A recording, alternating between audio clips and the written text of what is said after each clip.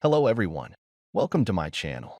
My name is Ari, and today we're going to have some more stories about our toxic life.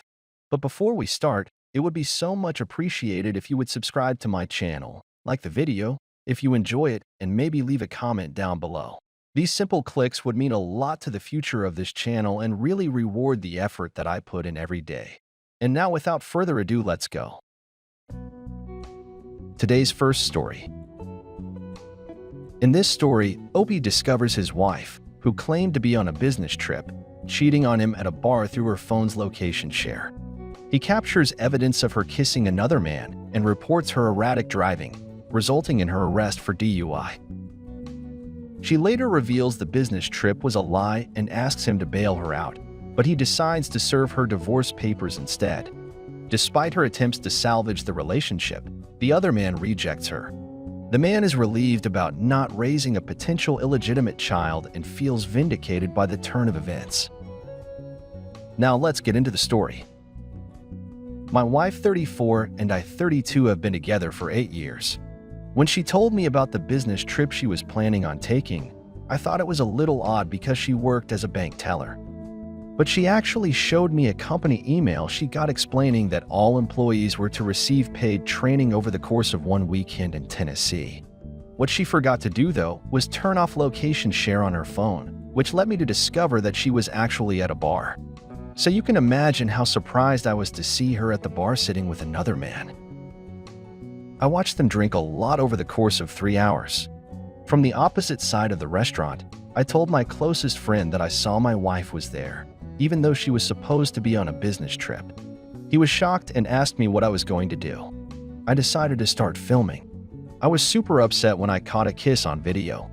My friend tried to console me, but nothing was going to help at that moment.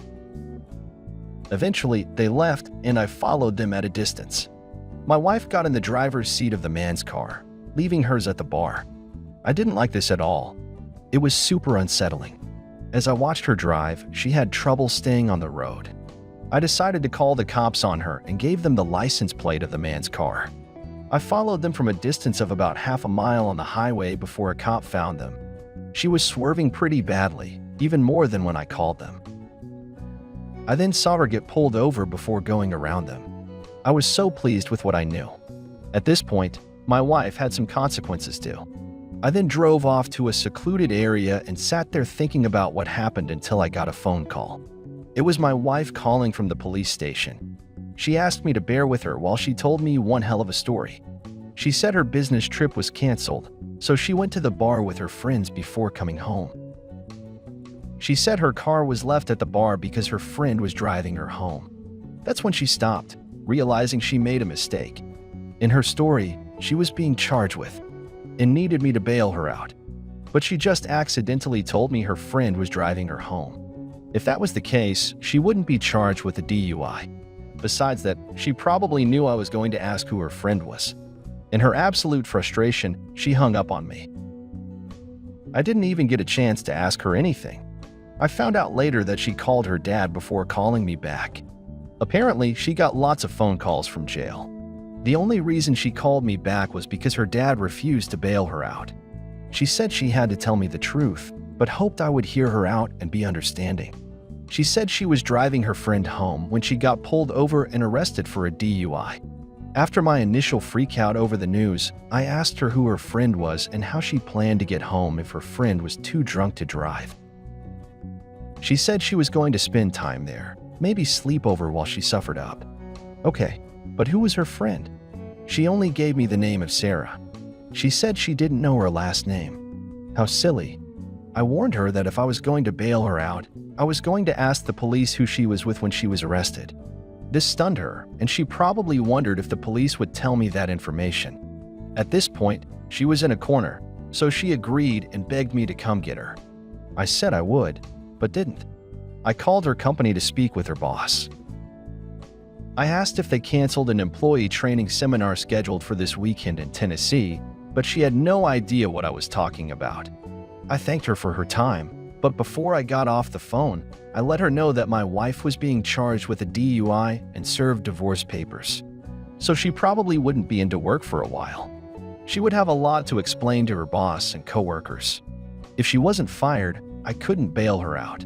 I had to let her pay the price for her foolishness. She lied to my face and created a fake company email to show me. I never would have known she was with another man if I didn't go to the same bar by chance. I had a video of them kissing, and along with her arrest, it was the perfect time to file for divorce. When she was pulled over, she was in his car and driving toward his home. She must have planned to spend the whole weekend with him, since that's what she fabricated the lie for. That proves to me that she was going to sleep with him repeatedly, or already has. She was absolutely broken when she was released. She tried to rekindle the relationship with the man in question, but he wasn't interested anymore. Pretty pathetic, if you ask me. She gave up our 8-year-long relationship for someone who didn't want her after 3 months. Sometimes I wish this was all a bad dream. And she really did go on a business trip. She's actually told me on a voicemail that she wishes the same thing. Meanwhile, I'm still happy she got a DUI and caught in the epic way she was. I can't imagine what would have happened if I never found her that night. I might have avoided raising a bastard child. For that reason alone, I am grateful. Today's second story. In today's story, Opie has gone through a tumultuous divorce after discovering his wife's infidelity and that one of their children is not biologically his. The ex-wife has exhibited erratic behavior, including physical and emotional abuse, stalking his new girlfriend, and attempting to imitate her. The ex-wife's boyfriend cheated on her, leading to further complications. He is focused on protecting his children and moving forward with his life, despite ongoing challenges and conflicts with his ex-wife. Now let's get into the story. We had been married for 20 years and had what I thought were 2 children together. I recently found out that my 6-year-old daughter isn't mine. She's his. She knew this from day one of being pregnant and kept it from me. And it's my name on the birth certificate. And I do intend to fight for custody, as this has been my daughter and the certificate is a legally binding document. She might not be blood, but that is my daughter. Clearly, this affair has been going on for some time. Finding out was a kick in the teeth. When I asked her if it was him or me, she said it was him. Why? Because he can get it right back up after intimate and go again. That's the only reason. 6, forget the fact that I worked 2 jobs to put her through school and continued to do so. She could stay home and raise our kids and cheat on me. I gave up pursuing my dreams and music career for her so that she could pursue hers and have a family. They have been the #1 thing in my life. My ex has always been a cold woman. She's bipolar, and life wasn't always easy. Her outbursts and physical and emotional abuse were soul-crushing, but I endured it because I thought she couldn't help it. Turns out that wasn't entirely true. She admitted to friends that she often punched me because she felt like it or wasn't getting her way. My kids had witnessed on several occasions her striking and verbally abusing me, and each time I took it without fighting back. I hated that my kids had to witness that. At one point towards the end, she was angry at me for not taking the trash out the moment. I came home and grabbed me by the neck and started squeezing while my son stood horrified, watching. I told her, "Our son will always remember this," and she let me go. I should have left long ago. I know this now. I'd like to think that if not for my children, I would have. But I didn't want them to have a broken home and held on to the hope that someday my wife would go back to being the woman I fell in love with. I know now that those days are dead and gone, and have been for years. After everything came to light, my wife sat down with her friend whose husband she was cheating with and told her point blank, "Yes, it's true. No, I'm not sorry." And then my wife got up and walked away. I was told this by her friend. My wife left, took the kids and moved in with him in an apartment behind the one we shared. Even then, I held on to the hope that she would see the grass wasn't greener with him. He had cheated on his own wife several times besides with my wife. And she knew this. I waited that entire first year waiting for her to come back. She kept the apartment keys, and I assumed she was still holding on to them because she knew she would come home. But at the end of that year, they began their cruelty again with him constantly dropping by the bus stop. As I was putting the kids on the bus for school and telling me I've come to see my daughter off to school, I told him, "Why were you so content for the past 5 years to let me raise her to have my last name? let me be there at her birth and raise her as mine? Where were you? Why is my name on the certificate as her father instead of yours?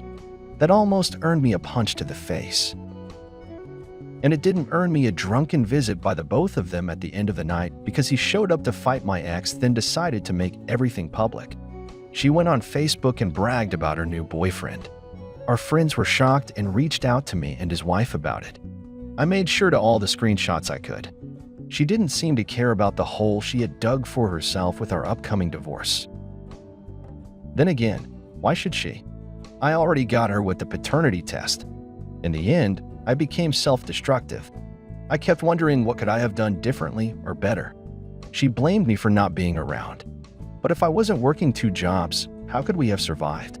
I didn't clean when I got home because I was too tired, and she was screaming at me about trash when our kids have colored on all the walls, torn down blinds, and put holes in the wall under her watch. But my not taking out the trash after working 16 hours was the problem. The worst part was that I wanted my family back so badly I was believing it was my fault. It took a while to see the truth of it all. All that changed with my brother. He was determined to get me to play in his band, and even though I declined, he insisted that I meet the other members and decide. Then that changed everything for me. I still declined, but I struck up a friendship with him and ended up casually dating a friend that the rhythm guitarist introduced me to. I quickly fell in love. It took a while to see that with this woman, 45, and it was a relief to be in a loving relationship with someone that wasn't a 24/7 screening match. That usually ended with me getting hit. Now, throughout this time, as I've stated, my ex still had the keys to our apartment. She would occasionally let herself in and drop off stuff for the kids. The first time she let herself in and my new girlfriend was there did not go well. She called me that night asking me who she was and why was she in our apartment. I enjoyed telling my ex that my girlfriend was none of her business. She had moved on and left me and was living with someone else. In the last few months, my ex has become erratic over my new girlfriend and has even begun to stalk her. My ex had sent my girlfriend a Facebook friend request and demanded my girlfriend accept it. When my girlfriend refused, my ex called me screaming that I needed to tell her to accept it because she needed to see the kind of person that I'm having our kids around. My girlfriend grabbed the phone from me and told her that she does not need to add her as a friend. Anything involving communication about the kids could be done through Messenger or through phone calls. That my ex does not and will not have access to our private life, friends, and family because she is not part of my girlfriend's personal life. This didn't sit well with my ex. My girlfriend showed me the sudden burst of friend requests she got from people that had my ex as a friend. My ex then started letting herself into my place every weekend. And when I wasn't home at work to snoop around, I was on the phone with my girlfriend who was staying with me while I was at work to hear my ex walk in and my girlfriend ask her if there was something she needed. My ex claimed she wanted to see how much milk I had in my fridge for when the kids came over. My girlfriend told her we had it handled and my ex left. When I got home, I demanded the apartment key since she was not living there.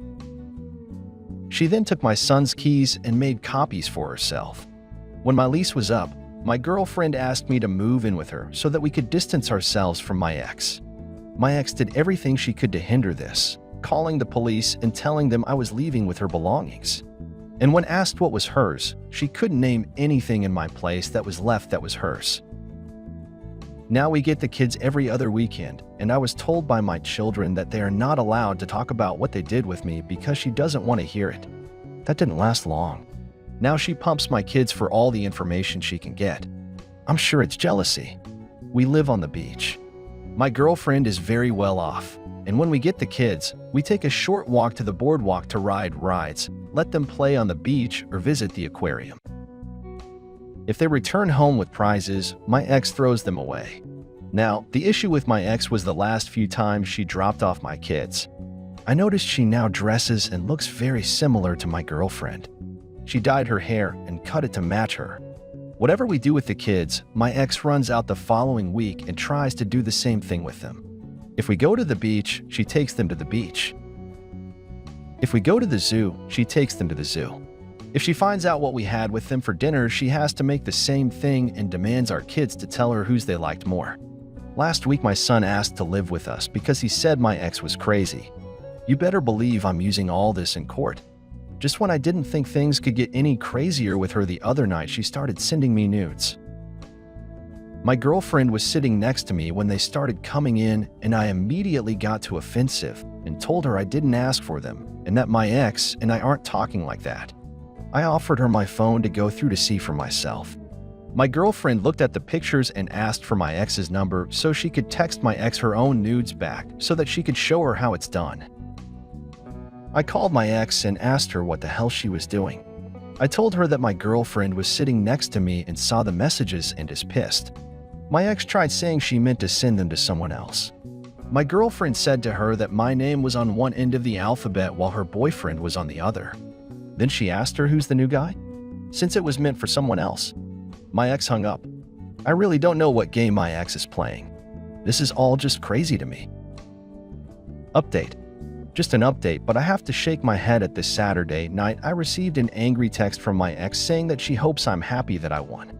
I know I shouldn't have engaged in the conversation, but I asked what her problem was. She answered with a response that made no sense and then proceeded to tell me to go ahead and gloat times 10 because something happened to her, and then she proceeded to accuse me of being in on it. I asked what I was supposedly in on instead of a direct answer. She went off on me about how all men are pigs and can't be trusted. From this, I gathered two things: she was drunk and the guy she left me for had cheated on her. I didn't say anything. When she's like that, any response is a fight, and I chose to not get into it. I just read the texts and thought that she got exactly what was coming to her. She left me for my friend who was married and had cheated on his wife 3 times, with her being number 3. And when I brought this up as she was leaving me, she told me I know what I'm getting into. I guess she thought she was the end all to his wayward ways. When she ran out of insults to fling at me, she shifted her attack to my girlfriend, telling me she was ugly and that I could have had any girl but I chose someone ugly to replace her with. My girlfriend is stunning both inside and out. My ex is also extremely jealous of my new girlfriend, and as I've mentioned in older posts, my ex had taken to stalking my girlfriend and trying to change her appearance to look like her. The attack continued with my ex telling me that I don't love my new girlfriend, and it was impossible for me to fall in love with the first woman I had intimate with after losing her. My ex and I had been apart a year when I met my now girlfriend. It took some time for me to feel comfortable trusting someone again, and that trust was earned and not given easily. She then followed up by claiming that I only loved her because I lost my apartment and I was kissing my girlfriend's ass for a place to live. As she so interestingly put it, it's only love when you're homeless. I had my own apartment across the street from my ex-wife because she decided to stay in the complex to flaunt the fact she left me for my friend in my face every waking minute. When my lease was up, I decided to move in with my girlfriend and relocate my job there. I know she was trying to provoke a fight, I just wasn't giving it to her. When I thought my ex's attacks couldn't get any more stupid and childish, she proceeded to tell me that she was sorry for me. I wanted so badly to call her at that moment and scream it was me that wasn't good enough for her. She left me. Or did she forget which of us walked out the door and which of us walked out the door replacing the other with someone else? She left me for a married guy that had cheated repeatedly on his wife. Real winner there. She then went on to attack my girlfriend again, saying that we both knew that she, my ex, was who I wanted to be with, that my GF couldn't compete or hold a candle to her. At that point, I had enough and asked her to contact me when she was better and sober and turned my phone off. Hours later, when my GF came home, she asked me what was wrong. I warned her that she was going to get mad, and I handed her my phone and told her to read it for herself. She read it and just laughed her ass off and handed me back my phone and said, "Looks like he cheated." I said it seemed that way and proceeded to try to reassure her, thinking the ugly comments might make her question me. They didn't even faze her. She told me that my ex's narcissistic ways really came out full-blown when she was drunk and bet that my ex was upset that she couldn't come to me for revenge to get back at him. I have yet to hear anything else from my ex. My guess is, as usual the next day, she looked back at those texts and saw what she did and felt stupid. I'm also betting she's back with him because she can't stand to be alone. Final update. As of my last update, My ex got cheated on by the guy she left me for. As predicted, they got back together 3 days later. I expected that she has no one to fall back on, and now she's stuck with him for the most part.